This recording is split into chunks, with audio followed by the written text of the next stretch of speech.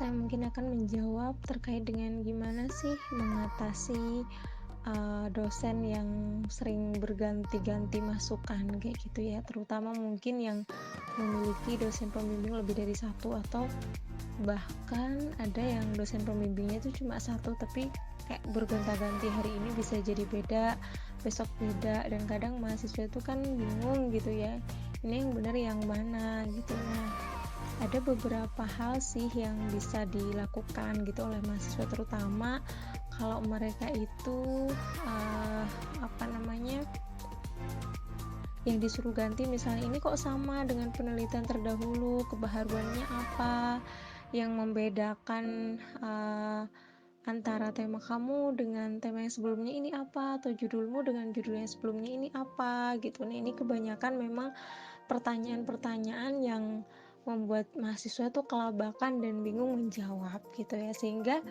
ini memicu pertanyaan-pertanyaan lain. Akhirnya disarankan coba deh cari judul cari variabel lain, atau coba deh kayak gini. Nah, mahasiswa kadang kalau tidak paham dengan maksud yang diinginkan oleh dosennya gitu ya, karena mungkin salah menangkap apa yang disarankan, itu yang membuat bingung jadinya, kok katanya kemarin gini. Sebenarnya bukan berganti-ganti sih, tapi karena pemahaman mahasiswa dengan maksud dosennya itu berbeda gitu. Nah, lantas apa yang perlu dilakukan untuk kita mengantisipasi hal ini?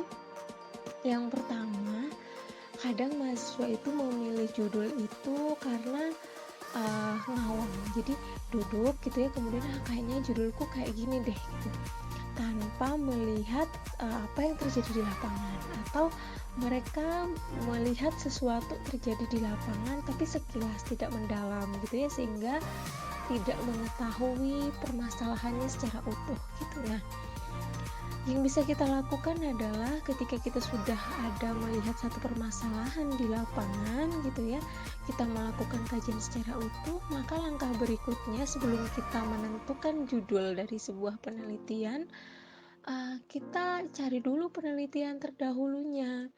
Cari variabel-variabel dari masalah yang kita inginkan itu, dikumpulkan, dibaca. Nah, bacanya itu yang mana sih? Kadang kan malas tuh baca semuanya. Setidaknya baca dulu abstraknya, baca hasilnya, baca saran rekomendasinya apa. Nah, ini yang paling praktis deh kalau kita misalnya malas baca gitu ya.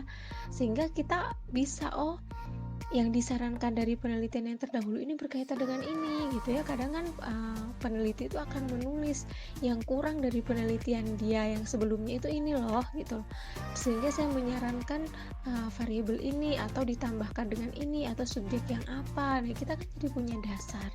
Kalau kita sudah punya dasar terkait dengan apa yang membedakan penelitian kita dengan penelitian sebelumnya, ya dosen tidak akan menyalahkan atau tidak akan meragukan penelitian kita.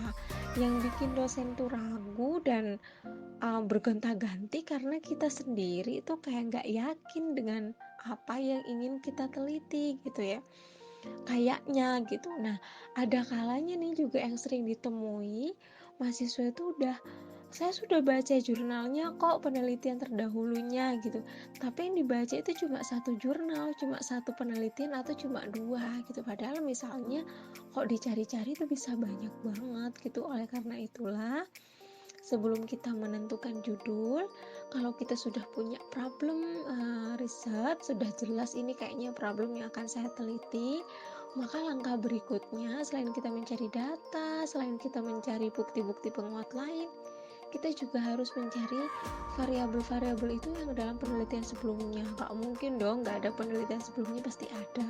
Kalau ada teorinya pasti ada penelitian sebelumnya. Nah, itu kita gali, kita lihat di situ apa yang kurang, sehingga kalau kita sudah mencari dari jurnal ini ada masukan ini, ada penelitian ini, ada masukan ini, dari situlah kemudian muncul insight judul apa yang akan kita teliti atau gagasan apa yang akan kita teliti. Kok masih bingung? Berarti kalau masih bingung bacaannya belum banyak, atau bisa jadi pemahaman kita terkait dengan problem itu belum menyeluruh, masih hanya dari satu satu sudut pandang, bisa jadi seperti itu. Butuhlah diskusi dengan teman-teman gitu ya, butuh diskusi dengan orang yang sudah meneliti sebelumnya boleh kok, misalnya, di situ dicantumin emailnya nih, kita boleh sharing ataupun diskusi dengan peneliti sebelumnya, kayak gitu. Sukses semuanya.